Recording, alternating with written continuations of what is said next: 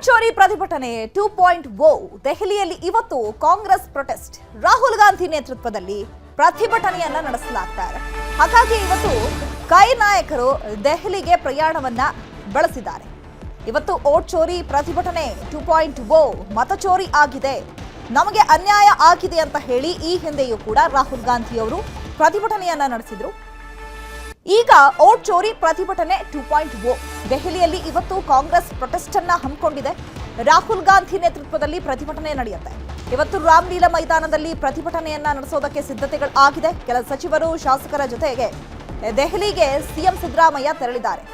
ದೆಹಲಿಯಲ್ಲಿ ಡಿಸಿಎಂ ಡಿಕೆಶಿ ಕೂಡ ಆಲ್ರೆಡಿ ಬೀಡುಬಿಟ್ಟಿದ್ದಾರೆ. ಇವತ್ತು ಸಿಎಂ ಸಿದ್ದರಾಮಯ್ಯನವರು ದೆಹಲಿಗೆ ಹೋದ್ರೆ ನಿನ್ನೆಯೇ ಡಿಸಿಎಂ ಡಿಕೆ ಶಿವಕುಮಾರ್ ಆಲ್ರೆಡಿ ದೆಹಲಿಗೆ ರೀಚ್ ಆಗ್ಬಿಟ್ಟಿದ್ರು. ರಾಹುಲ್ ಗಾಂಧಿ ಪ್ರತಿಭಟನೆಗೆ ಆಳಂದ ಕ್ಷೇತ್ರದ ಮತ ಚೋರಿಯನ್ನ ಈಗ ಅಸ್ತ್ರವನ್ನಾಗಿ ಬಳಸಿಕೊಳ್ಳುವಂತಹ ಸಾಧ್ಯತೆ ಇದೆ. ಆಳಂದ ಕೇಸ್ನಲ್ಲಿ ಈಗಾಗಲೇ ಚಾರ್ಜ್ ಶೀಟ್ ಕೂಡ ಸಲ್ಲಿಕೆಯಾಗಿದೆ. ಸುಮಾರು 22,000 ಪುಟಗಳ ಚಾರ್ಜ್ ಶೀಟ್ ಅನ್ನ ನ್ಯಾಯಾಲಯಕ್ಕೆ ಈಗ ಸಲ್ಲಿಕೆ ಮಾಡಲಾಗಿದೆ. ಮಾಜಿ ಶಾಸಕ ಸುಭಾಷ್ ಗುತ್ತೇದಾರ್ ಪುತ್ರ ಹರ್ಷಾನಂದ್ ಗುತ್ತೇದಾರ್ ಸೇರಿದಂತೆ ಈಗ 7 ಜನರ ವಿರುದ್ಧ ಎಫ್ಐಆರ್ ಕೂಡ ದಾಖಲಾಗಿರುವಂಥದ್ದು. ಅಂದ್ರೆ ಎಫ್ಐಆರ್ ದಾಖಲಾಗಿಲ್ಲ, 7 ಜನರ ವಿರುದ್ಧ ಈಗ ಚಾರ್ಜ್ ಶೀಟ್ ಅನ್ನ ಸಲ್ಲಿಕೆ ಮಾಡಲಾಗಿದೆ ನ್ಯಾಯಾಲಯಕ್ಕೆ. ಬಿಜೆಪಿಯ ಸುಭಾಷ್ ಗುತ್ತೇದಾರ್ ವಿರುದ್ಧ ಆರೋಪ ಪಟ್ಟಿಯನ್ನ ಸಲ್ಲಿಕೆ ಮಾಡಲಾಗಿದೆ. ರಾಮಲೀಲಾ ಮೈದಾನದಲ್ಲಿ ಇದೂ ಕೂಡ ಪ್ರಸ್ತಾಪ ಆಗುವಂತಹ ಸಾಧ್ಯತೆಗಳಿದೆ. ಚುನಾವಣಾ ಆಯೋಗ ಬಿಜೆಪಿ ವಿರುದ್ಧ ಹೋರಾಟವನ್ನ ಮಾಡಲಿಕ್ಕೆ ಈಗ ಕಾಂಗ್ರೆಸ್ ಎಲ್ಲ ಸಿದ್ಧತೆಗಳನ್ನ ಮಾಡಿಕೊಂಡಿದೆ. ಭಾರೀ ಪ್ರತಿಭಟನೆಗೆ ರಾಹುಲ್ ಗಾಂಧಿ ನೇತೃತ್ವದ ಈ ಒಂದು ಟೀಮ್ ಸಜ್ಜಾಗಿ ನಿಂತಿರುವಂಥದ್ದು. ಆಳಂದ ಕ್ಷೇತ್ರದ ಒಂದು ತನಿಖೆ ಕೂಡ ಮುಕ್ತಾಯಗೊಂಡಿದೆ, ಪೂರ್ಣಗೊಂಡಿದೆ. ಸೊ SITಯನ್ನ ರಚನೆ ಮಾಡಲಾಗಿತ್ತು. ಈಗ SIT 22,000 ಪುಟಗಳ ಚಾರ್ಜ್ ಶೀಟ್ ಅನ್ನ ಈಗ ನ್ಯಾಯಾಲಯಕ್ಕೆ ಸಲ್ಲಿಕೆ ಮಾಡಾಗಿದೆ.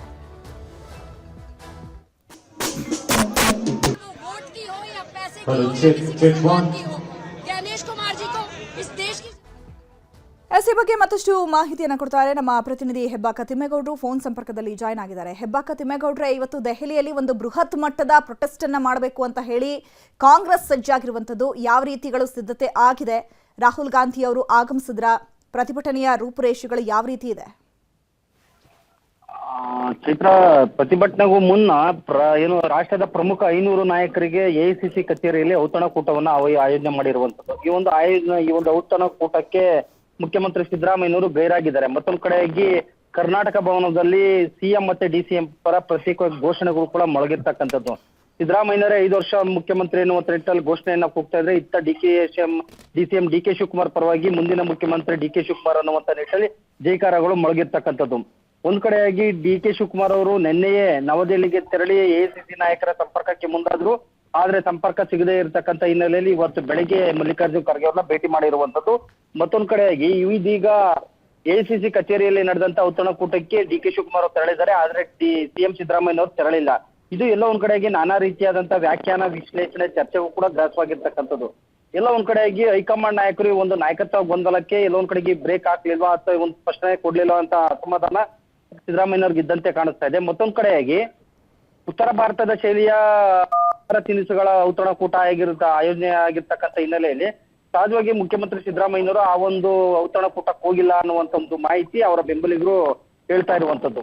ಆದ್ರೆ ಎಸ್ಪೆಷಲಿ ರಾಷ್ಟ್ರದ ಪ್ರಮುಖ ನಾಯಕರಿಗೆ ಖುದ್ದು AICC ಅಧಿನಾಯಕಿ ಸೋನಿಯಾ ಗಾಂಧಿ ಮತ್ತೆ ರಾಹುಲ್ ಗಾಂಧಿ, ಮಲ್ಲಿಕಾರ್ಜುನ್ ಖರ್ಗೆ ಅವರೇ ಆಯೋಜನೆ ಮಾಡಿರ್ತಕ್ಕಂಥ ಹಿನ್ನೆಲೆಯಲ್ಲಿ ಹೋಗ್ಬೇಕಾಗಿತ್ತು. ಆದ್ರೆ ಕರ್ನಾಟಕ ಭವನದಲ್ಲೇ ಮುಖ್ಯಮಂತ್ರಿ ಸಿದ್ದರಾಮಯ್ಯನವರು ಅಲ್ಲಿ ಉಳಿದಿರುವಂತದ್ದು. ಇನ್ನುಳಿದಂತೆ ಇನ್ನೇನು ಕೆಲವೇ ಕ್ಷಣಗಳಲ್ಲಿ ಪ್ರತಿಭಟನಾ ಸಮಾವೇಶ ಆಯೋಜನೆಗೊಳ್ಳುತ್ತೆ. ಆ ಒಂದು ಪ್ರತಿಭಟನಾ ಸಮಾವೇಶಕ್ಕೆ ನೇರವಾಗಿ ಮುಖ್ಯಮಂತ್ರಿ ಸಿದ್ದರಾಮಯ್ಯ ತೆರಳುತ್ತಾರೆ. ಮತ್ತೊಂದ್ ಕಡೆಯಾಗಿ ಇನ್ನ ಆ ಒಂದು ಏನು ಔತಣಕೂಟದ ಬಳಿಕ ವಿಶೇಷ ಬಸ್ ನಲ್ಲಿ ನೇರವಾಗಿ ರಾಮಲೀಲಾ ಮೈದಾನಕ್ಕೆ ತೆರಳುವಂತ ಕಾಂಗ್ರೆಸ್ ನಾಯಕರು ಅಲ್ಲಿ ನೆರೆದಿರುವಂತ ಕಾರ್ಯಕರ್ತರು ಮತ್ತೆ ಜನಸ್ತೋಮವನ್ನು ಉದ್ದೇಶಿಸಿ ರಾಹುಲ್ ಗಾಂಧಿ ಮತ್ತೆ ಸೋನಿಯಾ ಗಾಂಧಿ ಸೇರಿದಂತೆ ಪ್ರಮುಖ ನಾಯಕರು ಭಾಷಣವನ್ನು ಉದ್ದೇಶಿಸಿ ಮಾಡಲಿದ್ದಾರೆ. ಈ ಸಂದರ್ಭದಲ್ಲಿ ಕರ್ನಾಟಕ ಆಳಂದ ಕ್ಷೇತ್ರದಲ್ಲಿ ಏನು ವೋಟ್ ಚೋರಿ ಆಗಿದೆ ಅನ್ನುವಂತ ನಿಟ್ಟಲ್ಲಿ SIT ಚಾರ್ಜ್ ಶೀಟ್ ಸಲ್ಲಿಸಿದೆ. ಆ ಒಂದು ಚಾರ್ಜ್ ಶೀಟ್ ನ ಒಂದು ವರದಿಯನ್ನ, ಆ ಒಂದು ಚಾರ್ಜ್ ಶೀಟ್ ಅಂದ್ರೆ ಆಳಂದ ಕ್ಷೇತ್ರದ ಒಂದು ಪ್ರಕರಣವನ್ನ ಉಲ್ಲೇಖಿಸಿ ರಾಹುಲ್ ಗಾಂಧಿ ಅವರು ಭಾಷಣ ಮಾಡುವಂತ ಒಂದು ಸಾಧ್ಯತೆಗಳು ದಟ್ಟವಾಗಿದ್ದಾವೆ ಅನ್ನುವಂಥದ್ದು ಸದ್ಯಕ್ಕೆ ಲಭ್ಯವಾಗಿರುವಂತ ಒಂದು ಮಾಹಿತಿ. ಹೆಬ್ಬಾಕ ತಿಮ್ಮೇಗೌಡ್ರೆ, ಇದು ಹೆಸರಿಗೆ ಮಾತ್ರ ಓಟ್ ಚೋರಿ ಪ್ರತಿಭಟನೆ 2.0, ಬಟ್ ಈಗ DCM ಹಾಗೆ CM ವೈಯಕ್ತಿಕ ಉದ್ದೇಶಕ್ಕಾಗಿಯೇ ಈಗ ದೆಹಲಿಗೆ ಭೇಟಿ ಕೊಟ್ಟಿದ್ದಾರೆ ಅನ್ನುವಂಥದ್ದು ಮೇಲ್ನೋಟಕ್ಕೆ ಕಂಡು ಬರ್ತಾ ಇರುವಂಥದ್ದು. ಯಾಕಂದ್ರೆ ತಮ್ಮ ಸ್ಥಾನವನ್ನ ಉಳಿಸ್ಕೊಳ್ಬೇಕು ಅನ್ನುವಂಥ ನಿಟ್ಟಿನಲ್ಲಿ DCM CM ಇಬ್ರು ಕೂಡ ಕಸರತ್ತನ್ನ ನಡೆಸ್ತಾ ಇದ್ದಾರೆ. ಇದು ಎಷ್ಟು ಮಟ್ಟಿಗೆ ಪ್ರತಿಫಲ ನೀಡುತ್ತೆ ಅಥವಾ ಫಲ ಸಿಗುತ್ತೆ ಅನ್ನುವಂಥದ್ದು ಕಾದ್ ನೋಡ್ಬೇಕು. ಯಾಕಂದ್ರೆ ಜನವರಿ 6ರ ಮುನ್ನವೇ ಈ ಒಂದು ಕುರ್ಚಿ ಕಿತ್ತಾಟಕ್ಕೆ ಬ್ರೇಕ್ ಬೀಳುತ್ತೆ ಅಂತ ಹೇಳ್ತಾ ಇದ್ದಾರೆ. ಎಷ್ಟು ಮಟ್ಟಿಗೆ ಬ್ರೇಕ್ ಬೀಳುವಂತಹ ಸಾಧ್ಯತೆಗಳಿದೆ? ಇದು ವೈಯಕ್ತಿಕ ಪ್ರತಿಷ್ಠೆ ಅನ್ನೋದಕ್ಕಿಂತ ಕಡ್ಡಾಯವಾಗಿ ಹಾಜರಾಗಲೇಬೇಕಾದಂತ ಒಂದು ಪ್ರತಿಭಟನಾ ಸಮಾವೇಶ. ಹೀಗಾಗಿಯೇ ಪ್ರದೇಶ ಕಾಂಗ್ರೆಸ್ ಸಮಿತಿ ಅಧ್ಯಕ್ಷರಾಗಿರ್ತಕ್ಕಂಥ DK ಶಿವಕುಮಾರ್ ಅವರು ನೇರವಾಗಿ ಪಕ್ಷದ ಎಲ್ಲ ಶಾಸಕರು ಸಚಿವರಿಗೆ ಖುದ್ದಾಗಿ ಪತ್ರವನ್ನ ಬರೆದಿರ್ತಕ್ಕಂಥದ್ದು. ಮತ್ತೊಂದ್ ಕಡೆಯಾಗಿ ಕಡ್ಡಾಯವಾಗಿ ಹಾಜರಾಗಬೇಕು ಅನ್ನುವಂತ ಒಂದು ನಿಟ್ಟಿನಲ್ಲಿ ACC ಇಂದ ಸೂಚನೆ ಬಂದಂತ ಹಿನ್ನೆಲೆಯಲ್ಲಿ ಮುಖ್ಯಮಂತ್ರಿ ಸಿದ್ದರಾಮಯ್ಯನವರು ಇವತ್ತು ಬೆಳಿಗ್ಗೆ ವಿಶೇಷವಾದಂತ ಒಂದು ವಿಮಾನ ರದ್ದಾದ್ರೂ ಕೂಡ ಅವರು ಕೆಂಪೇಗೌಡ ವಿಮಾನ ನಿಲ್ದಾಣದ ಮೂಲಕವಾಗಿ ನಾರ್ಮಲ್ ವಿಮಾನದಲ್ಲೇ ನವದೆಹಲಿಗೆ ತೆರಳಿರ್ತಕ್ಕಂಥದ್ದು. ಮತ್ತೊಂದ್ ಕಡೆಯಾಗಿ ಇದೇ ಏನು ವೋಟ್ ಚೋರಿ ಪ್ರತಿಭಟನಾ ಸಮಾವೇಶವನ್ನೇ ಒಂದು ರೀತಿ ಅಸ್ತ್ರವನ್ನಾಗಿ ಮಾಡ್ಕೊಂಡಿರ್ತಕ್ಕಂಥ DK ಶಿವಕುಮಾರ್ ಅವರು ತಮ್ಮ ಬೆಂಬಲಿಗ ಶಾಸಕರುಗಳು ಮತ್ತೊಂದ್ ಕಡೆಗೆ ಅಲ್ಲಿಗೆ ಬರುವಂತ ಪಕ್ಷದ ಸಚಿವರು ಶಾಸಕರ ಜೊತೆ ಇವತ್ತು ಬೆಳಿಗ್ಗೆ ಒಂದು ಏನು ಬ್ರೇಕ್ಫಾಸ್ಟ್ ಮೀಟಿಂಗ್ ಅನ್ನ ಮಾಡಿದ್ದಾರೆ. ಇದು ಎಲ್ಲ ಒಂದ್ ಕಡೆಗೆ ಪರೋಕ್ಷವಾಗಿ ಒಂದ್ ರೀತಿ ತಮ್ಮ ಶಕ್ತಿ ಪ್ರದರ್ಶನ ಅನ್ನುವಂತ ಒಂದು ನಿಟ್ಟಿನಲ್ಲಿ DK ಶಿವಕುಮಾರ್ ಬೆಂಬಲಿಗರು ಬಿಂಬಿಸ್ತಾ ಇದ್ದಾರೆ. ಮತ್ತೊಂದ್ ಕಡೆಯಾಗಿ ಇವತ್ತೇನು ರಾಮಲೀಲಾ ಮೈದಾನದಲ್ಲಿ ಏನ್ ಪ್ರತಿಭಟನಾ ಸಮಾವೇಶ ನಡೀತಿದೆ ಅಲ್ಲಿ ಕರ್ನಾಟಕದ ಒಂದಷ್ಟು ಮಂದಿ ಸಚಿವರು ಶಾಸಕರು ಎಲ್ಲ ಭಾಗವಹಿಸ್ತಾ ಇದ್ದಾರೆ. ಅವರ ಒಂದು ನೇತೃತ್ವದಲ್ಲಿ ಅವರ ಒಂದು ಸಮ್ಮುಖದಲ್ಲಿ ಏನೋ ಲೀಡರ್ಶಿಪ್ ಅನ್ನ ಬಿಲ್ಡ್ ಮಾಡ್ಕೊಂಡ್ರೆ ಕೆಲವೊಂದ್ ಕಡೆಗೆ ಹೈಕಮಾಂಡ್ಗೆ ನಮ್ಮ ನೇತೃತ್ವದಲ್ಲಿ ಅಲ್ಲಿಗೆ ಒಂದಷ್ಟು ಮಂದಿ ಸಚಿವರು ಶಾಸಕರುಗಳು ಮತ್ತೆ ಕಾರ್ಯಕರ್ತರು ಬಂದಿದ್ದಾರೆ ಅನ್ನುವಂತ ಒಂದು ಸಂದೇಶ ಹೈಕಮಾಂಡ್ಗೆ ರವಾನೆ ಆಗುತ್ತೆ ಅನ್ನುವಂತ ಒಂದು ತಂತ್ರಗಾರಿಕೆ DK ಶಿವಕುಮಾರ್ ಅವರಲ್ಲಿ ಇದೆ. ಸೊ ಹೀಗಾಗಿ DK ಶಿವಕುಮಾರ್ ಅವರ ಬೆಂಬಲಿಗರು ಇವತ್ತಿಗೆ ಹೆಚ್ಚಾಗಿ ನವದೆಹಲಿಯಲ್ಲಿ ಠಿಕಾಣಿ ಹೂಡಿದ್ದಾರೆ. Chaitra. Okay, thank you Hebbaka ತಿಮ್ಮೇಗೌಡ್ರೆ ತಮ್ಮೆಲ್ಲ ಇನ್ಫಾರ್ಮೇಶನ್ಗೆ. ಕಾಂಗ್ರೆಸ್ ನಾಯಕರ ಓಟ್ ಚೋರಿ ಆರೋಪಕ್ಕೆ ಬಿಜೆಪಿ ಶಾಸಕ ಮಹೇಶ್ ತೆಂಗಿನಕಾಯಿ ಟಾಂಗ್ ಕೊಟ್ಟಿದ್ದಾರೆ. ಕಾಂಗ್ರೆಸ್ ಸೋತಾಗ್ಲಿಲ್ಲ, ರಾಹುಲ್ ಗಾಂಧಿ ಓಟ್ ಚೋರಿ ಅಂತಾರೆ. ಮತಗಳ್ಳತನ ಅನ್ನೋದೇ ಬೋಗಸ್. ಒಂದು ವೇಳೆ ದೇಶದಲ್ಲಿ ಓಟ್ ಚೋರಿ ಆಗಿದ್ರೆ ಅದು ಕಾಂಗ್ರೆಸ್ನಿಂದ ಮಾತ್ರ, ಬೇರೆ ಯಾವುದೇ ಪಕ್ಷ ಓಟ್ ಚೋರಿ ಮಾಡಿಲ್ಲ. ಬಿಜೆಪಿಯನ್ನ ಜನರೇ ಮೆಚ್ಚಿ ಗೆಲ್ಲಿಸ್ತಿದ್ದಾರೆ ಅಂತ ತಿರುಗೇಟನ್ನ ಕೊಡ್ತಾ ಇದ್ದಾರೆ. ನೋಡ್ರಿ, ಒಂದು ಭಾಳ ಸ್ಪಷ್ಟವಾಗಿ ಅರ್ಥ ಮಾಡ್ಕೋಬೇಕು. ರಾಹುಲ್ ಗಾಂಧಿಯವರು ಯಾವಾಗ ಓಟ್ ಚೋರಿ ಅಂತ ಹೇಳ್ತಾರೆ, ಯಾವಾಗ ಕಾಂಗ್ರೆಸ್ ಪಾರ್ಟಿ ಯಾವ್ಯಾವ ರಾಜ್ಯದಾಗ ಸೋಲ್ತೈತಿ ಅವಾಗ ಅವರು ಓಟ್ ಚೋರಿ ಅನ್ನೋಂಥ ನೆನಪಾಗುತ್ತೆ. ಅದೆಲ್ಲ ಬೋಗಸ್. ಅದು ಓಟ್ ಚೋರಿ ದೇಶದಾಗ ಯಾರು ಮಾಡಿದ್ರೆ ಅಂದ್ರೆ ಇಷ್ಟು ವರ್ಷದಾಗ ಅದು ಕಾಂಗ್ರೆಸ್ ಪಾರ್ಟಿ ಮಾಡೈತೀವಿ, ನಾವು ಯಾವುದೇ ಪಾರ್ಟಿ ಮಾಡಿಲ್ಲ. ಜನ ಇವತ್ತು ಮೆಚ್ಚುಗೆ ಪಟ್ಟು ಇವತ್ತು ಭಾರತೀಯ ಜನತಾ ಪಾರ್ಟಿಯನ್ನು ಗೆಚ್ಚಿದ್ದಾರೆ. ಲವರ್ಗೆ ಕೈಕೊಟ್ಟು ಮತ್ತೊಂದು ಮದುವೆ ಆದಂತಹ ಹುಡುಗ ಮದುವೆ ಮಂಟಪಕ್ಕೆ ನುಗ್ಗಿ ಈಗ ಯುವತಿ ಗಲಾಟೆ ಮಾಡಿದ್ದಾಳೆ. ಸ್ಪೆಷಲಿ ಮೋಸ ಹೋದಂತಹ ಯುವತಿ ಗಲಾಟೆಯನ್ನ ನಡೆಸಿದ್ದಾಳೆ. ಚಿಕ್ಕಮಗಳೂರಿನ ದೊಡ್ಡೇಗೌಡ ಕಲ್ಯಾಣ ಮಂಟಪದಲ್ಲಿ ಘಟನೆ ನಡೆದಿರೋದು. ಮದುವೆ ಮಂಟಪಕ್ಕೆ ನುಗ್ಗಿ ಯುವತಿ ಗಲಾಟೆಯನ್ನ ಮಾಡಿದ್ದಾಳೆ. ಚಿಕ್ಕಮಗಳೂರಿನ ದೊಡ್ಡೇಗೌಡ ಕಲ್ಯಾಣ ಮಂಟಪದಲ್ಲಿ ಘಟನೆ ನಡೆದಿರೋದು. ಸುಮಾರು 10 ವರ್ಷಗಳಿಂದ ಶರತ್ ಹಾಗೂ ಅಶ್ವಿನಿ ನಡುವೆ ಲವ್ ಇತ್ತಂತೆ. ಮದುವೆ ಆಗೋದಾಗಿ ನಂಬಿಸಿ ಮೋಸ ಮಾಡಿದ್ದಾನೆ ಅಂತ ಹೇಳಿ ಯುವತಿ ಆರೋಪವನ್ನ ಮಾಡ್ತಾ ಇದ್ದಾಳೆ. ಇವತ್ತು ಹಸೆಮಣೆ ಏರಿದ ಶರತ್ಗೆ ಅಶ್ವಿನಿ ಗೆರಾವ್ ಹಾಕಿದ್ದಾಳೆ. ಕಲ್ಯಾಣ ಮಂಟಪದಲ್ಲೇ ನನಗೆ ನ್ಯಾಯ ಸಿಗಬೇಕು ಅಂತ ಹೇಳಿ ಅಶ್ವಿನಿ ಈಗ ಗಲಾಟೆಯನ್ನ ಮಾಡ್ತಾ ಇದ್ದಾಳೆ. ನನ್ನನ್ನು ಮದುವೆ ಆಗು ಅಂತ ಹೇಳಿ ಅಶ್ವಿನಿ ಗಲಾಟೆ ಮಾಡ್ತಾ ಇದ್ದಾಳೆ. ಪೊಲೀಸರಿಗೆ ದೂರು ನೀಡಿದ್ದಾನೆ ಶರತ್. ಲವ್ವರ್ ಅಶ್ವಿನಿಯಿಂದ ನಮಗೆ ಚಿಕ್ಕಮಗಳೂರು ನಗರ ಠಾಣೆಗೂ ಕೂಡ ದೂರು ದಾಖಲಾಗಿರುವಂಥದ್ದು. ಯಾಕಂದ್ರೆ ಶರತ್ ಈಗ ಆಲ್ರೆಡಿ ಆ ಮದುವೆ ಮಂಟಪದಲ್ಲಿ ಮತ್ತೊಂದು ಯುವತಿಯನ್ನ ವರಿಸಿದ್ದಾನೆ. ಆದ್ರೆ ಅದೇ ಕಲ್ಯಾಣ ಮಂಟಪಕ್ಕೆ ಸುಮಾರು 10 ವರ್ಷಗಳಿಂದ ಲವ್ನಲ್ಲಿ ಇದ್ದಂತಹ ಅಶ್ವಿನಿ ಏಕಾಏಕಿ ಗಲಾಟೆಯನ್ನ ಮಾಡಿದಾಳೆ. ಈಗ ಆಕೆ ಕೇಳ್ತಾ ಇರೋದು, ನನಗೆ ಇದೇ ಸ್ಥಳದಲ್ಲೇ ನ್ಯಾಯ ಕೊಡಿಸಿ, ನಾನು ಈ ಜಾಗವನ್ನ ಬಿಟ್ಟು ಹೋಗಲ್ಲ. ಆಕೆಯ ಪರಿಸ್ಥಿತಿ ನನಗೆ ಗೊತ್ತಿಲ್ಲ. ಆಲ್ರೆಡಿ ಈಗ ಶರತ್ ಆಕೆಯನ್ನ ಮದುವೆ ಆಗ್ಬಿಟ್ಟಿದ್ದಾನೆ, ಬಟ್ ನನ್ನನ್ನು ಕೂಡ ಆತ ಮದುವೆ ಆಗಬೇಕು ಅಂತ ಹೇಳಿ ಅಶ್ವಿನಿ ಈಗ ಪಟ್ಟನ ಹಿಡಿದಿದ್ದಾನೆ.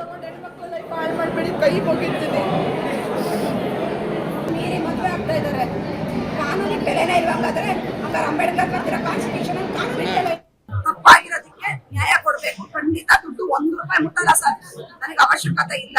ಇವನಿಂದಾನೇ ಲೈಫ್ ಕರೆಕ್ಷನ್ ಆಗ್ಬೇಕು. ಮಿಸ್ಟೇಕ್ ಆಗಿಲ್ಲ, ಇವನಿಂದಾನೇ ಸರಿ ಆಗ್ಬೇಕು. ನನಗೆ ನ್ಯಾಯ ಕೊಡಿಸಿ. ಅವಳ ಮದುವೆ ಆಗಿರೋದು ಅದು ಮನೆ ಬರಹ ಗೊತ್ತಿಲ್ಲ. ಅವಳಿಗೂ ಲೈಫ್ ಕೊಟ್ಟಿದ್ದಾನೆ. ನಾನು ಅವಳ ಲೈಫ್ ಪಾಪ ಇನ್ನೊಬ್ರು ಹೆಣ್ಮಗಳ ಲೈಫ್ ನ ಹಾಳ್ಮಾಡಕ್ ಇಷ್ಟ ಇಲ್ಲ. ನನಗೂ ಹಾಗೆ ತಾಳಿ ಕಟ್ಟಿ ನನ್ನ ಜೀವನಕ್ಕೆ ಒಂದು ದಾರಿ ಮಾಡ್ಬೇಕು ಅಂತ ನಾನ್ ಕೇಳ್ಕೊತಿರೋದು ಸರ್. ಸರ್ ಇವತ್ತೇ ಆಗ್ಬೇಕು ಸರ್, ಇವತ್ತೇ ನ್ಯಾಯ ಸಿಗ್ಬೇಕು. ನನಗೆ ಸಮಾಜದಲ್ಲಿ ನ್ಯಾಯ ಇದೆ ಅನ್ನೋದನ್ನ ಖಂಡಿತ ಮೀಡಿಯಾ ಟ್ರಾನ್ಸ್ಪರೆನ್ಸಿ ಗೊತ್ತಾಗ್ಬೇಕು. ಒಂದಿಬ್ರು ಬಂದ್ಬಿಟ್ಟು ನಿಮ್ಗೆ ಎಷ್ಟು ಬೇಕಮ್ಮ ದುಡ್ಡು ನಾನು ಇತ್ಯರ್ಥ ಮಾಡ್ತೀನಿ, ಕಾಂಪ್ರಮೈಸ್ ಆಗೋಣ, ದಯಮಾಡಿ ಮರ್ಯಾದೆ ತೆಗಿಬೇಡಿ, ಮಾತಾಡ ಸರ್. ನೀವೊಂದಿಬ್ರು ಬಂದ್ರು ಈ ಕಡೆ ಹೋಗಿದ್ದಾರೆ ಅವರು, ಬಟ್ ನಾನು ಅದಕ್ಕೆ ಒಪ್ಪಿಲ್ಲ. ನನ್ಗೆ ₹1 ದುಡ್ಡು ಬೇಡ, ನಾನು ಸತ್ತೋಗ್ಬಿಡ್ತೀನಿ, ₹1 ನಾನು ತಗೊಳ್ಳಲ್ಲ ಸರ್.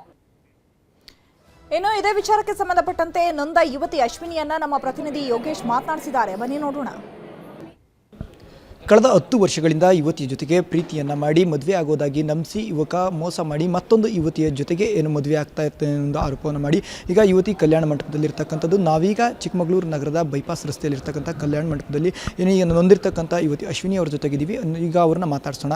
ಮೇಡಮ್ ಸರ್, ಅದು 10 ವರ್ಷದಿಂದ ಪರಿಚಯ ಸರ್. ಪ್ರೀತಿ ಮತ್ತು ಮದುವೆ ಮಾತುಕತೆ ಎಲ್ಲದೂ ಆಗೋಗಿದೆ. ಆಗ ಈತ ನಿನ್ನೆ ದಿನ ಶಾಸ್ತ್ರಗಳು ಎಲ್ಲ ನಡೆದಿದೆ ಅಂತ ನನಗೆ ಮೊನ್ನೆ ಮಾಹಿತಿ ಬರುತ್ತೆ. ಮೇಡಮ್, ಈಗ ಮದುವೆ ಆಗ್ತಾ ಇತ್ತು ಅಂತ ನಿಮಗೆ ಹೇಗೆ ಗೊತ್ತಾಯಿತು? ಮಾಹಿತಿ ಹೇಗೆ ತಿಳಿತು ಮೇಡಮ್? ನನ್ನ ಒಂದು ಸೋಕಾಲ್ಡ್ ಯಾವುದೋ ಒಂದು ಫ್ರೆಂಡ್ ಸರ್ಕಲಿಂದ ಒಂದು ಬರುತ್ತೆ ಮಾಹಿತಿ, ನನಗೆ ಬರುತ್ತೆ. ಅದು ಎಕ್ಸಾಕ್ಟಾಗಿ ಹೇಳೋಕ್ಕಾಗಲ್ಲ, ಬಟ್ ಈ ಥರ ಅನುಮಾನ ಇದೆ ಅಂತ ಒಂದು ಮಾಹಿತಿ ಬರುತ್ತೆ. ನಿಮಗೆ ಮತ್ತು ಈ ಒಂದು ಶರತ್ ಅವರಿಗೆ ಯಾವಾಗಿಂದ ಪರಿಚಯ ಮತ್ತು ಯಾವ ರೀತಿಯಲ್ಲಿ ಈ ಪರಿಚಯ ಆಗಿತ್ತು ಮೇಡಮ್? ಸರ್, 2013ರಿಂದ ಪರಿಚಯ ಇಲ್ಲಿವರೆಗೂ. ಮದುವೆ ಎಲ್ಲ ಲವರ್ಸ್ ಹೇಗಿರ್ತಾರೆ ಅದೇ ರೀತಿ ಇತ್ತು. ನಮ್ಮ ತಾಯಿ ತಂದೆ ಜೊತೆ ಮಾತಾಡಿದಾಗ ಅದಕ್ಕೂ ಮುಂದಿನ ಹಂತಕ್ಕೆ ನಾವು ಹೋಗಿ ಎಲ್ಲ ರೀತಿಯಲ್ಲೂ ಇಂಟಿಮೇಟ್ ಆಗಿ ಇದ್ದಿದ್ದು ಸಹಜ. ಹಾಗಾಗಿ ಅದಕ್ಕೂ ಮೆಡಿಕಲ್ ಕೂಡ ಆಗಿದೆ, ಅದನ್ನು ರಿಪೋರ್ಟ್ ಕೂಡ ನಾನು ಸಬ್ಮಿಟ್ ಮಾಡಿದ್ದೀನಿ. ಮೇಡಮ್, ಈ ಹಿಂದೆ ಕೂಡ ಇವರಿಗೆ ಮದುವೆ ಆಗಿತ್ತು ಅಂತ ಹೇಳಿದ್ರಿ ಮೇಡಮ್. ಆ ಸಂದರ್ಭದಲ್ಲಿ ನಿಮ್ಮ ಗಮನಕ್ಕೆ ತಂದಿರಲಿಲ್ವ ಮೇಡಮ್ ಮೊದಲೇ ಮದುವೆ ಆಗೋದು? ಸರ್, ಅವ್ರು ಮದುವೆ ಆಗಿರೋ ವಿಷಯನ ಮುಚ್ಚಿಟ್ಟು ನನ್ನ ಹತ್ರ ಮದುವೆ ಆಗ್ತೀನಿ ಅಂತ ಮಾತುಕತೆ ಮಾಡಿದ್ದು. ಆದರೆ 2015ರಿಂದ ಇವ್ರು ಪ್ರೀತಿ ಮಾಡ್ತಾರಲ್ಲ ನನ್ನನ್ನು, ಆಗ ಇವ್ರಿಗೆ ಮದುವೆ ಆಗಿರಲ್ಲ. 2018ಕ್ಕೆ ಇವ್ರು ಮದುವೆ ಆಗುತ್ತೆ. ಅದಕ್ಕೆ ಮುಂಚೆ 2015ರಲ್ಲಿ 1 ವರ್ಷ ನನ್ನ ಜೊತೆ ಇದ್ದು 2016ಕ್ಕೆ ದುಬೈಗೆ ಹೋಗ್ತೀನಿ ಅಂತ ಸುಳ್ಳು ಆಶ್ವಾಸನೆ ಕೊಟ್ಟು ಇವರು ಹೋಗಿ 2018ಕ್ಕೆ ಯುವತಿ ಜೊತೆ ಮದುವೆ ಆಗ್ತಾರೆ. ಮತ್ತು ಅವ್ರ ಜೊತೆ ಬಳುವೆ ಮಾಡೋಕ್ಕಾಗ್ದಲೆ 2023ಕ್ಕೆ ಮತ್ತೆ ಬಂದು ನನಗೆ ರೀಕನೆಕ್ಟ್ ಆಗಿ ರಿಯೂನಿಯನ್ ಆಗಿ ನಾವು ಜೊತೆಲಿರ್ತೀವಿ. ಆವಾಗ ಇನ್ನೂ ಬಾಂಡಿಂಗ್ ಸ್ಟ್ರಾಂಗ್ ಆಗಿ ಮನೆಗೆ ಬಂದು ಮಾತುಕತೆ ಮಾಡಿ ನನಗೆ ಬಂದಂಥ ಸಂಬಂಧಗಳನ್ನೆಲ್ಲ ತಪ್ಪಿಸ್ತಾರೆ ಸರ್. ಈಗಾಗಲೇ ನೀವು ಬರೋದ್ರೊಳಗಡೆ ಇಲ್ಲಿ ಮದುವೆ ಆಗಿತ್ತು. ತಾವು ಈಗ ಯಾಕಂತಂದರೆ ತಾವು ಒಂದು ಹೆಣ್ಣಿದ್ದೀರಿ, ಇನ್ನೊಂದು ಹೆಣ್ಣಿನ ಮದುವೆ ಆಗಿದೆ. ಸೊ ನೀವೀಗ ಏನಿದು ಮಾಡ್ತಾರೆ ಸರ್? ಒಂದು ಹೆಣ್ಣು ಅಂತ ಆತ ಯೋಚನೆ ಮಾಡಬೇಕಿತ್ತು. ಈಗ ಆತ ಏನು ಮದುವೆ ಆಗಿದ್ದಾನೆ, ಆಕೆಗೆ ನನ್ನ ಅನ್ಯಾಯ ಆಗಬೇಕು ಅಂತ ಕೇಳಲ್ಲ. ಅವಳ ಜೊತೆ ಮದುವೆ ಆಗಿದೆ, ನೀನು ಹೆಂಗಾರು ಇರು, ನನ್ನ ಜೀವನನ ಕರೆಕ್ಷನ್ ಮಾಡಿ ಹೋಗು, ನನಗೆ ಒಂದು ತಾಳಿ ಕಟ್ಟಿಬಿಟ್ಟು ನೀನು ನ್ಯಾಯ ಕೊಟ್ಟು ಹೋಗು. ನೀನು ಬೇಕಾದ್ರೆ ಅವ್ರ ಜೊತೆನೇ ಜೀವನ ಮಾಡ್ತೀಯ, ಅದಕ್ಕೆ ನಾನು ಕ್ವಶನ್ ಮಾಡಲ್ಲ. ಆಕೆಗೆ ವಿರೋಧನೂ ನಾನು ವ್ಯಕ್ತಪಡಿಸಲ್ಲ. ನನಗೆ ಈಗ ನಾನು ಬೇರೆಯವ್ರನ್ನ ಮದುವೆ ಮಾಡ್ಕೊಂಡು ಅವ್ರ ಜೊತೆ ಜೀವನ ನಡೆಸೋಕ್ಕೆ ಸಾಧ್ಯ ಆಗಲ್ಲ. ನನ್ನ ಲೈಫ್ ಆಲ್ರೆಡಿ ಸ್ಪಾಯ್ಲ್ ಆಗೋಗಿದೆ. ತಾಳಿ ಕಟ್ಟಿ ಒಂದು ನ್ಯಾಯಯುತವಾಗಿ ಗೌರವವಾಗಿ ಸಮಾಜದಲ್ಲಿ ಬದುಕೋಕ್ಕೆ ದಾರಿ ಮಾಡಬೇಕಂತ ಕೇಳ್ತೀನಿ. ಎಸ್, ಇವಿಷ್ಟು ಏನು ನೊಂದಿರ್ತಕ್ಕಂಥ ಯುವತಿ ಅಶ್ವಿನಿಯ ಮಾತಾಗಿರ್ತಕ್ಕಂಥದ್ದು. ಯೋಗೀಶ್ ಕಾಮೇನಹಳ್ಳಿ, ನ್ಯೂಸ್ 18 ಚಿಕ್ಕಮಗಳೂರು. ಇನ್ನು ಈ ವಿಚಾರಕ್ಕೆ ಸಂಬಂಧಪಟ್ಟಂತೆ ಯುವತಿಯೇ ಒಂದು ರೀತಿಯಾದಂತಹ ಗೊಂದಲದ ಹೇಳಿಕೆಗಳನ್ನು ನೀಡ್ತಾ ಇರುವಂಥದ್ದು. ಯಾಕಂದರೆ 2013ರಲ್ಲಿ ನನಗೂ ಮತ್ತು ಶರತ್ಗೆ ಪರಿಚಯ ಆಗುತ್ತೆ. ಅದಾದ ಬಳಿಕ ಆತ ನನ್ನ ಕಣ್ತಪ್ಪಿಸಿ 2018ರಲ್ಲಿ ಮತ್ತೊಬ್ಬ ಯುವತಿಯನ್ನು ಮದುವೆ ಆಗ್ತಾನೆ. ಅದಾದ ವೇಳೆ ಮತ್ತೆ ಅವನು 2023ಕ್ಕೆ ಬರ್ತಾನೆ. ಸೊ ಇಷ್ಟೆಲ್ಲ ಮೋಸ ಮಾಡಿದ ಆತ ಹೇಗಾದರೂ ಅಶ್ವಿನಿಗೆ ಬಾಳ್ ಕೊಡ್ತಾರೆ ಅಂತ ಹೇಳಿ ಅಶ್ವಿನಿ ತಿಳ್ಕೊಳ್ತಾರೋ ಗೊತ್ತಿಲ್ಲ. ಬಟ್ ಈಗ ಪೊಲೀಸರಂತೂ ತನಿಖೆ ಮಾಡ್ತಾ ಇದ್ದಾರೆ. ಈಗ ಅಶ್ವಿನಿ ಗೌಡ ಕೂಡ ಒಂದು ರೀತಿ ನನಗೆ ಲೈಂಗಿಕವಾಗಿ ಕೂಡ ಅವನು ಮೋಸ ಮಾಡಿದ್ದಾನೆ ಅಂತ ಹೇಳಿ ಆ ಒಂದು ವೈದ್ಯಕೀಯ ಸರ್ಟಿಫಿಕೇಟ್ಗಳನ್ನು ಕೂಡ ಪೊಲೀಸರಿಗೆ ಸಬ್ಮಿಟ್ ಮಾಡಿದ್ದಾರಂತೆ. ಈ ಬಗ್ಗೆ ಮತ್ತಷ್ಟು ಮಾಹಿತಿಯನ್ನು ಕೊಡ್ತಾರೆ ನಮ್ಮ ಪ್ರತಿನಿಧಿ ಯೋಗೇಶ್. ಫೋನ್ ಸಂಪರ್ಕದಲ್ಲಿ ಜಾಯ್ನ್ ಆಗಿದ್ದಾರೆ. ಯೋಗೇಶ್, ಈಗ ಯುವತಿ ಮದುವೆ ಮಂಟಪದಲ್ಲೇ ಇದ್ದಾಳ, ಎಲ್ಲಿದ್ದಾಳೆ, ಏನು ಹೇಳ್ತಾ ಇದ್ದಾಳೆ ಈ ಯುವತಿ? ಚೈತ್ರ, ಏನು ಯುವಕ ಕಳೆದ 10 ವರ್ಷಗಳಿಂದ ಪ್ರೀತಿಸಿ ನನಗೆ ದೈಹಿಕವಾಗಿ ಬಳಸಿಕೊಂಡು ಮೋಸ ಮಾಡಿದಾನೆ ಅಂತ ಹೇಳಿ ಮದುವೆ ನಡೀತಾ ಇದ್ದಂತಹ ಸಂದರ್ಭದಲ್ಲಿ ಯುವತಿಯೊಬ್ಬಳು ಕಲ್ಯಾಣ ಮಂಟಪಕ್ಕೆ ನುಗ್ಗಿ ರಂಪಾಟವನ್ನ ಮಾಡಿದ ಘಟನೆ ಚಿಕ್ಕಮಗಳೂರು ನಗರದ ಬೇಲೂರು ರಸ್ತೆಯಲ್ಲಿರ್ತಕ್ಕಂಥ ದೊಡ್ಡೇಗೌಡ ಕಲ್ಯಾಣ ಮಂಟಪದಲ್ಲಿ ನಡೆದಿತ್ತು. ಏನು ಬೇಲೂರು ಮೂಲದ ಯುವತಿ ಅಶ್ವಿನಿ ಎಂಬ ಯುವತಿ ಏನು ಚಿಕ್ಕಮಗಳೂರು ನಗರದ ಕಲ್ಯಾಣ ನಗರದ ನಿವಾಸಿಯಾಗಿರ್ತಕ್ಕಂಥ ಶರತ್ ಮೇಲೆ ಒಂದು ಗಂಭೀರ ಆರೋಪವನ್ನ ಮಾಡಿರ್ತಕ್ಕಂಥದ್ದು. ನಿನ್ನೆ ಸಂಜೆ ಯುವತಿ ಏನು ಮದುಮಗ ಶರತ್ ಮನೆಯ ಬಳಿಗೂ ಹೋಗಿ ಗಲಾಟೆಯನ್ನ ಮಾಡಿದ್ಲು ಅನ್ನೋ ಒಂದು ಗಲಾಟೆಯನ್ನ ಮಾಡಿದ್ಲು. ಆ ಸಂದರ್ಭದಲ್ಲಿಯೂ ಕೂಡ ಯುವಕ ಶರತ್ನ ಕುಟುಂಬಸ್ಥರು ಯುವತಿಯನ್ನ ಸಂತೈಸಲಿಕ್ಕೆ ಮುಂದಾಗಿದ್ರು. ಈ ವೇಳೆನಲ್ಲಿ ಏನು ಯುವತಿ ಚಿಕ್ಕಮಗಳೂರು ನಗರ ಠಾಣೆಗೆ ಕೂಡ ಏನು ದೂರನ್ನು ದಾಖಲಿಸಿದ್ಲು. ಅಷ್ಟೇ ಅಲ್ಲದೆ ಕಳೆದ 8 ತಿಂಗಳ ಹಿಂದೆ ಯುವಕ ಶರತ್ ನನ್ನನ್ನ ದೈಹಿಕವಾಗಿ ಬಳಸಿಕೊಂಡಿದ್ದಾನೆ ಮತ್ತೆ ಆರ್ಥಿಕವಾಗಿ ಸಹಾಯವನ್ನು ಪಡೆದುಕೊಂಡು ನನಗೆ ಮೋಸ ಮಾಡಿದ್ದಾನೆ ಅಂತ ಹೇಳಿ ಒಂದು ದೂರನ್ನು ದಾಖಲಿಸಿದ್ಲು. ಜೊತೆಗೆ ಅಟ್ರಾಸಿಟಿ ಕೇಸ್ ಕೂಡ ದಾಖಲಿಸಿದ್ಲು. ಆ ಒಂದು ಕೇಸ್ ಈಗ ಸ್ಟೇ ಆಗಿರ್ತಕ್ಕಂಥದ್ದು. ಜೊತೆಗೆ ಇವತ್ತು ಬೆಳಗ್ಗೆ ಏನು ಬೇಲೂರು ರಸ್ತೆಯಲ್ಲಿರ್ತಕ್ಕಂಥ ದೊಡ್ಡೇಗೌಡ ಕಲ್ಯಾಣ ಮಂಟಪದಲ್ಲಿ ಶರತ್ನ ವಿವಾಹ ಬೇರೊಂದು ಹುಡುಗಿಯ ಜೊತೆ ನಡೀತಾ ಇತ್ತು. ಈ ಶರತ್ ಮದುವೆ ಆಗ್ತಾ ಇದ್ದಾನೆ ಅನ್ನೋ ಒಂದು ವಿಷಯ ತಿಳಿಸಿದಂತೆ ಅಶ್ವಿನಿ ಕಲ್ಯಾಣ ಮಂಟಪಕ್ಕೆ ಏನು ಭೇಟಿಯನ್ನ ನೀಡಿದ್ಲು. ಈ ಸಂದರ್ಭದಲ್ಲಿ ನಿಗದಿಯಾಗಿದ್ದ ಸಮಯಕ್ಕೆ ಶರತ್ನ ಕುಟುಂಬಸ್ಥರು ಕಲ್ಯಾಣ ಮಂಟಪದ ಏನು ಬಾಗಿಲುಗಳನ್ನ ಬಂದ್ ಮಾಡ್ಕೊಂಡು ನಿಗದಿಯಾಗಿದ್ದಂತಹ ಸಮಯಕ್ಕೆ ಸರಿಯಾಗಿ ಮುಹೂರ್ತವನ್ನ ಮುಗಿಸಿರ್ತಕ್ಕಂಥದ್ದು. ಜೊತೆಗೆ ಏನು ಯುವತಿಗೆ ಕೂಡ ಏನು ಒಳಗಡೆ ಹೋಗ್ಲಿಕ್ಕೆ ಅವಕಾಶವನ್ನ ಕೊಟ್ಟಿರಲಿಲ್ಲ. ಬಳಿಕ ಪೊಲೀಸರ ಸಹಾಯವನ್ನ ಪಡೆದುಕೊಂಡಂತಹ ಯುವತಿ ಅಶ್ವಿನಿ ಕಲ್ಯಾಣ ಮಂಟಪದ ಒಳಗಡೆ ಪ್ರವೇಶವನ್ನ ಮಾಡ್ತಾಳೆ. ಅಷ್ಟು ವೇಳೆಗಾಗ್ಲೇ ಏನು ಶರತ್ನ ವಿವಾಹವಾಗಿರ್ತಕ್ಕಂಥದ್ದು. ಯಾವಾಗ ಯುವತಿ ಕಲ್ಯಾಣ ಮಂಟಪಕ್ಕೆ ನುಗ್ಗಿ ರಂಪಾಟವನ್ನ ಮಾಡ್ತಾಳೋ ಆಗ ಕುಟುಂಬಸ್ಥರು ಮತ್ತು ಬಂದಿದ್ದಂತಹ ಸಂಬಂಧಿಕರುಗಳೆಲ್ಲರೂ ಕೂಡ ಚಲಾಪಿಲ್ಲಿಯಾಗಿ ಹೋಗ್ತಾ ಇರತಕ್ಕಂಥದ್ದು. ಜೊತೆಗೆ ಯುವತಿ ನ್ಯಾಯವನ್ನ ಕೇಳ್ತಾ ನನಗೆ ತಾಳಿ ಕಟ್ಟಿ ಇನ್ನೊಂದು ಹುಡುಗಿಯ ಬಾಳು ನಾನು ಹಾಳು ಮಾಡ್ಲಿಕ್ಕೆ ಇಷ್ಟಪಡೋದಿಲ್ಲ, ಜೊತೆಗೆ ನನಗೂ ಕೂಡ ತಾಳಿಯನ್ನ ಕಟ್ಟಿ ನ್ಯಾಯವನ್ನ ಕೊಡ್ಲಿ ಅನ್ನೋ ಒಂದು ಹೈಡ್ರಾಮಾವನ್ನ ಮಾಡಿರ್ತಕ್ಕಂಥದ್ದು. ಈ ಸಂದರ್ಭದಲ್ಲಿ ಕಲ್ಯಾಣ ಮಂಟಪದಲ್ಲಿದ್ದಂತಹ ಶರತ್ನ ಕುಟುಂಬಸ್ಥರು ಮತ್ತು ಸಂಬಂಧಿಕರು ಸಂಪೂರ್ಣವಾಗಿ ಕಲ್ಯಾಣ ಮಂಟಪವನ್ನ ಖಾಲಿ ಮಾಡ್ಕೊಂಡು ಹೋಗ್ತಾಳೆ. ಅದು ಕಾದು ಸುಸ್ತಾದಂತಹ ಅಶ್ವಿನಿ ಕೂಡ ಏನೋ ನಾನು ಮಹಿಳಾ ಆಯೋಗಕ್ಕೆ ದೂರನ್ನ ಕೊಡ್ತೇನೆ ಮತ್ತೆ ಪೊಲೀಸ್ ಠಾಣೆಗೆ ಹೋಗ್ತೀನಿ ಅನ್ನೋ ಒಂದು ಮಾತನ್ನ ಹೇಳಿ ಅಲ್ಲಿಂದ ಸ್ಥಳದಿಂದ ತೆರಳಿರ್ತಕ್ಕಂಥದ್ದು. ಚೈತ್ರ, ಯೋಗೇಶ್ ಇವರ ರಿಲೇಶನ್ಶಿಪ್ ಹೇಗಿತ್ತು? ಈಗ ಇವರಿಬ್ರು ಕಾಂಟ್ಯಾಕ್ಟ್ ನಲ್ಲೇ ಇದ್ರಾ ಅಥವಾ ಬ್ರೇಕಪ್ ಅನ್ನ ಮಾಡ್ಕೊಂಡಿದ್ರಾ ಅಥವಾ ಈತ ಸುಳ್ಳು ಹೇಳಿ ಅಶ್ವಿನಿ ಕಣ್ತಪ್ಸಿ ಈಗ ಮದುವೆ ಆಗಿರುವಂತದ್ದ? ಹೇಗಿತ್ತಂತೆ ಇವ್ರ ರಿಲೇಶನ್ಶಿಪ್? ಚಿತ್ರ ಏನು ನೊಂದ ಯುವತಿ ಅಶ್ವಿನಿ ಹೇಳ್ತಾ ಇರ್ತಕ್ಕಂಥದ್ದು ಕಳೆದ 10 ವರ್ಷಗಳಿಂದ ನಮ್ಮಿಬ್ಬರ ನಡುವೆ ಫ್ರೆಂಡ್ಶಿಪ್ ಇತ್ತು. ಅದು 2013ರಿಂದನೂ ಕೂಡ ನಮ್ಮ ನಡುವೆ ಫ್ರೆಂಡ್ಶಿಪ್ ಇತ್ತು. ಬಟ್ 2015ರ ಬಳಿಕ ನಮ್ಮಿಬ್ಬರ ಸ್ನೇಹ ಅಂತಕ್ಕಂಥದ್ದು ಸಂಬಂಧವಾಗಿ ಪರಿವರ್ತನೆ ಆಯ್ತು. ಅಲ್ಲಿಂದಲೂ ಕೂಡ ನಾವಿಬ್ರು ಕೂಡ ಏನು ಮದುವೆ ಆಗೋದಾಗಿ ನಿಶ್ಚಯವನ್ನ ಮಾಡಿದ್ವಿ. ಆ ಸಂದರ್ಭದಲ್ಲಿ ಕೂಡ 3 ವರ್ಷಗಳ ಕಾಲ ಯುವಕ ನನ್ಗೆ ಕೈ ಕೊಟ್ಟು ಹೋಗಿರ್ತಾನೆ. ಅಂತಂದ್ರೆ ನಾನು ದುಬೈನಲ್ಲಿ ಇದ್ದೀನಿ ಅನ್ನೋ ಒಂದು ಸುಳ್ಳನ್ನ ಹೇಳಿ ಹೋಗಿರ್ತಾನೆ. ಆ ಸಂದರ್ಭದಲ್ಲಿ ಬೇರೊಬ್ಬ ಯುವತಿಯ ಜೊತೆಗೆ ಮದುವೆ ಆಗಿರ್ತಕ್ಕಂಥದ್ದು. ಆ ಹುಡುಗಿಯ ಜೊತೆಗೆ ಕೆಲ ದಿನಗಳ ಕಾಲ ಸಂಸಾರವನ್ನ ನಡೆಸಿದಂತಹ ಶರತ್ ಏನೋ ವಿಚ್ಛೇದನವನ್ನ ಪಡ್ಕೊಂಡು ನನಗೆ ಮದುವೆ ಆಗಿತ್ತು, ಈಗ ವಿಚ್ಛೇದನವನ್ನ ಪಡ್ಕೊಂಡಿದ್ದೀನಿ ಅನ್ನೋ ಒಂದು ಡಿವೋರ್ಸ್ ಸರ್ಟಿಫಿಕೇಟ್ ಅನ್ನ ಕೂಡ ನನಗೆ ಕೊಟ್ಟಿದ್ದ. ಆ ಸಂದರ್ಭದಲ್ಲಿ ಕೂಡ ನನಗೆ ಶಾಕ್ ಆಗಿತ್ತು. ಆ ಸಂದರ್ಭದಿಂದ ಕೂಡ ಇದುವರೆಗೂ ಕೂಡ ನಾನು ಸಾಕಷ್ಟು ಬಾರಿ ಮದುವೆಯ ವಿಷಯವನ್ನ ಪ್ರಸ್ತಾಪ ಮಾಡಿದೆ. ಪ್ರತಿ ವರ್ಷವೂ ಕೂಡ ಮದುವೆ ವಿಷಯವನ್ನ ಪ್ರಸ್ತಾಪ ಮಾಡಿದೆ. ಆಗೆಲ್ಲ ಕೂಡ ನನಗೆ ಆರ್ಥಿಕ ಸಮಸ್ಯೆ ಇದೆ, ಕೆಲ ದಿನಗಳ ಕಾಲ ಸುಮ್ಮನಿದ್ದು ಆಮೇಲೆ ಮದುವೆ ಆಗೋಣ ಅನ್ನೋ ಒಂದು ಭರವಸೆಯನ್ನ ಕೊಟ್ಟಿರ್ತಾನೆ. ಆ ಸಂದರ್ಭದಲ್ಲಿ ಯುವತಿ ಅಶ್ವಿನಿಯ ತಾಯಿಯನ್ನು ಕೂಡ ಏನು ಮನವೊಲಿಸುವಂತ ಕೆಲಸವನ್ನ ಈತ ಮಾಡಿದ್ದ ಅನ್ನೋ ಒಂದು ಮಾತನ್ನ ಆ ಯುವತಿ ಹೇಳಿರ್ತಕ್ಕಂಥ. ಜೊತೆಗೆ ಏನು ಈತ ನನ್ನನ್ನ ದೈಹಿಕವಾಗಿ ಸಂಬಂಧವನ್ನ ಕೂಡ ಬೆಳೆಸಿದ್ದ. ಅದಕ್ಕೆ ಸಂಬಂಧಪಟ್ಟಂತಹ ಮೆಡಿಕಲ್ ಸರ್ಟಿಫಿಕೇಟ್ ಗಳನ್ನ ನಾನು ಪೊಲೀಸ್ ಠಾಣೆಗೆ ಕೊಟ್ಟಿದ್ದೀನಿ ಅನ್ನೋ ಒಂದು ಮಾತನ್ನ ಕೂಡ ಏನೋ ಈ ತನ್ನ ಅಳಲನ್ನು ತೋಡ್ಕೊಳ್ಳುವಂತ ಸಂದರ್ಭದಲ್ಲಿ ಹೇಳಿರ್ತಕ್ಕಂಥದ್ದು. ಜೊತೆಗೆ ಏನು ಈ ಯುವತಿ ಈಗ ಮಹಿಳಾ ಆಯೋಗದ ಕದವನ್ನ ತಟ್ಟಲಿಕ್ಕೆ ಮುಂದಾಗಿರ್ತಕ್ಕಂಥದ್ದು. ಪೊಲೀಸ್ ಇಲಾಖೆ ಕೂಡ ಈಗಾಗಲೇ ದೂರನ್ನ ದಾಖಲಿಸಿಕೊಂಡು ಯುವಕನ ಶರತ್ ಮೇಲಿನ ಒಂದು ಪ್ರಕರಣವನ್ನ ಕೈಗೆತ್ತಿಕೊಂಡಿರ್ತಕ್ಕಂಥದ್ದು. Chaitra, okay, thank you Yogesh ತಮ್ಮೆಲ್ಲ ಇನ್ಫಾರ್ಮೇಶನ್ಗೆ. ಗದ್ದೆಗೆ ನುಗ್ತಿದೆ ಚರಂಡಿ ನೀರು, ಬೆಳೆ ಹಾಳು, ರೈತರು ಕಂಗಾಲು. ರೈತರಿಗೆ ಚರ್ಮ ರೋಗ, ಗದ್ದೆಗೆ ಹೋಗಲು ಭಯ. ದೂರು ಕೊಟ್ಟರು ಕ್ರಮ ಇಲ್ಲ. ಅನ್ನದಾತರ ಗೋಳು ಕೇಳೋರಿಲ್ಲ.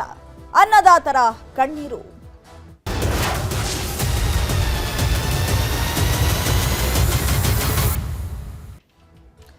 ಇದು ರಾಷ್ಟ್ರೀಯ ಹೆದ್ದಾರಿ 50ರ ನಿರ್ಮಾಣದ ಎಡವಟ್ಟು.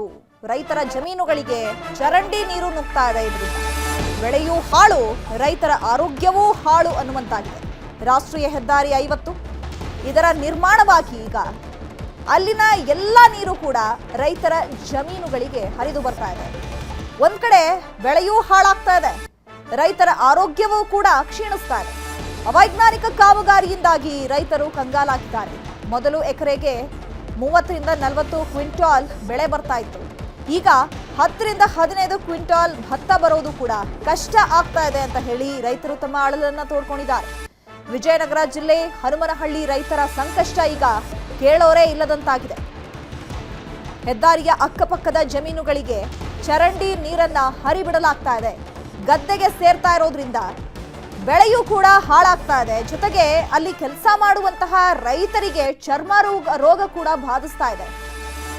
ಗದ್ದೆಗೆ ಸೇರ್ತಾ ಇರೋದ್ರಿಂದ ಈಗ 30 ರಿಂದ 40 ಕ್ವಿಂಟಾಲ್ ಬರಬೇಕಾದಂತಹ ಬೆಳೆ ಈಗ 10 ರಿಂದ 15ಕ್ಕೆ ಸೀಮಿತ ಆಗಿದೆ. ಡಾಣಾಪುರ ಗ್ರಾಮ ಪಂಚಾಯತ್ ಚರಂಡಿ ನೀರಿನಲ್ಲಿ ಕೆಲಸ ಮಾಡುವಂತಹ ಪರಿಸ್ಥಿತಿ ಈಗ ನಿರ್ಮಾಣ ಆಗಿದೆ. ಕಲುಷಿತ ನೀರಿನಲ್ಲಿ ಕೆಲಸ ಮಾಡಿ ರೈತರು ಅನಾರೋಗ್ಯಕ್ಕೆ ಈಡಾಗ್ತಾ ಇದ್ದಾರೆ. ಡಿಸಿ ತಹಸೀಲ್ದಾರ್ಗೆ ಮನವಿ ಮಾಡಿದ್ರು ಕೂಡ ಕ್ರಮ ಇಲ್ಲ ಅಂತ ಹೇಳಿ ರೈತರು ಆಕ್ರೋಶವನ್ನ ವ್ಯಕ್ತಪಡಿಸ್ತಾ ಇದ್ದಾರೆ. ಚರಂಡಿ ನೀರನ್ನ ಅದ್ರ ಪಕ್ಕದಾಗ ಇರತಕ್ಕಂಥ ನಮ್ಮ ಜಮೀನಿಗೆ ಬರ್ತಾ ಇದ್ರಿ. ಈಗ ಒಂದು ಸುಮಾರು 15-16 ವರ್ಷದಿಂದ ಇದೇ ಕೆಲಸ ಬರ್ತಾ ಇದೆ. ರಸ್ತೆ ಪ್ರಾಧಿಕಾರದವ್ರು ಈ ಮಾಡಿರೋ ಎಡವಟ್ಟಿನಿಂದ ಸಂಪೂರ್ಣ ನೀರು ನಮ್ಮ ಹೊಲದಾಗ ಬರ್ತಾ ಇದೆ. ಅದನ್ನ ಬಂದ್ ಮಾಡಂತಂದೇಳಿ ನಾವು ರಸ್ತೆ ಪ್ರಾಧಿಕಾರಕ್ಕೆ ಭಾಳ ಸಾರಿ ಮನವಿ ಕೊಟ್ಟಿವ್ರಿ. ಅವ್ರು ಯಾವುದೇ ಕಾರಣಕ್ಕೆ ಕ್ರಮ ತೆಗೆದುಕೊಳ್ಳಲ್ಲ.